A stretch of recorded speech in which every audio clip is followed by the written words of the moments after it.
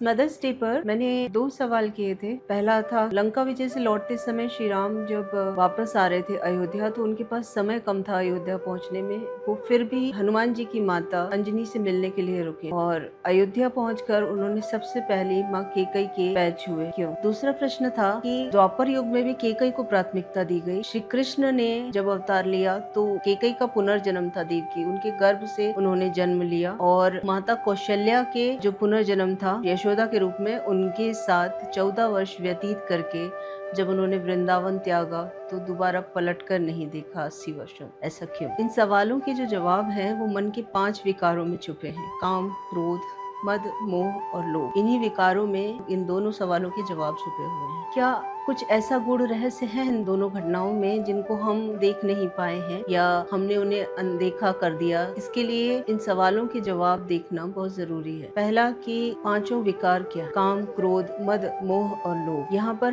मैं बात करूंगी मोह की। कोई भी माँ जो होती है, माँ की ममता, वो अपने हर बच्चे को सफल देखना चाहती है, सभी बच्चों को सफल देखना चाहती है, सफलता के शिखर पर देखना चाहती है और उसके लिए वो संघर्ष करती है, त्याग करती है, जो मुमकिन प्रयास होते हैं वो सभी कुछ करती है अपने बच्चे को सफलता के शिखर पर पहुंचाने के लिए। लेकिन क्या हो अगर किसी बच्चे की प्रतिभा को देखकर किसी माँ की ममता मोह से ग्रसित हो जाए? जब माँ की ममता मोह से ग्रसित होती है तो वो माँ अपने बच्चों की सफलता, उनका जीवन अपने नियंत्रण में कर लेती और ऐसी माएँ अपने स्वार्थवश अपने ही बच्चों के जीवन को नियंत्रित करके उन्हें इस तरह का आज्ञाकारी बच्चा बना देती हैं कि वो सही या गलत का निर्णय नहीं कर पाती, वो सिर्फ माँ की आज्ञा का निर्णय कर पाते हैं। उनके लिए माँ की आज्ञा ही सर्वोपरि होती है। पहली बात करते हैं, श्री राम ने जब लंका युद्ध के समय हनुमान जी की प्रतिभा देखी तो वो आश्चर्यचकित थे कि माँ अंजनी ने किस प्रकार अपनी ममता का त्याग किया ताकि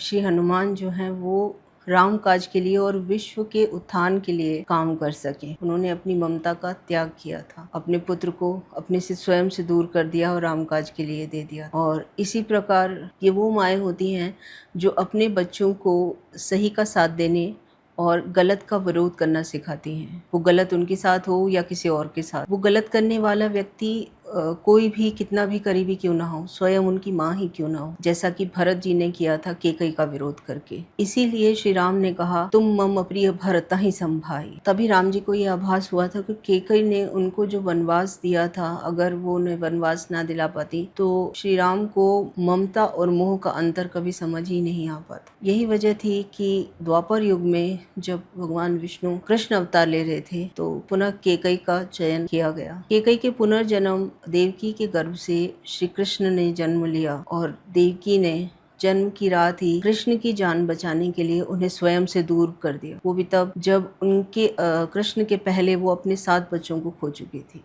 श्री कृष्ण जब कंस वध के बाद वृंदावन पहुंचे तो उनका ध्यान गोपियों की उन लीलाओं की ओर गया जहां गोपी उन्हें कहती हैं कि आओ माखन खाओ, और फिर वो बाकी गोपियों को और यशोदा माँ को बुलाकर दिखाती हैं कि देखो कृष्ण माखन चोरी कर रहे हैं। कंस वध के बाद श्री कृष्ण को ये समझ आया कि उनकी वास्तव में शक्तियाँ क्या हैं और अगर वो इन लोगों के मोह की इन लीलाओं में फंसे रहेंगे तो अपने जीवन के वास्तविक उद्देश्य की पूर्ति कभी कर नहीं पाएंगे। सोचिए, अगर कृष्ण वृंदावन में उन लीलाओं में ही लिप्त रह जाते तो क्या वो महाभारत में मार्गदर्शक की भूमिका निभा पाते? उन्होंने मोह से ग्रसित उन लोगों को वहीं वृंदावन में छोड़ दिया और जो ग्वाले और गोपियां इस मोह की बीमारी से ग्रसित नहीं थे, विकार से ग्रसित नहीं थे, उन्हें साथ लेकर वह द्वारिका गए और एक नई नगरी बसाई। जब किसी व्यक्ति का किसी करीबी व्यक्ति से मोह भंग हो जाता है ना, तो उसे मोह से ग्रसित सारे लोग जो हैं वो दिखाई देने लग जाते हैं।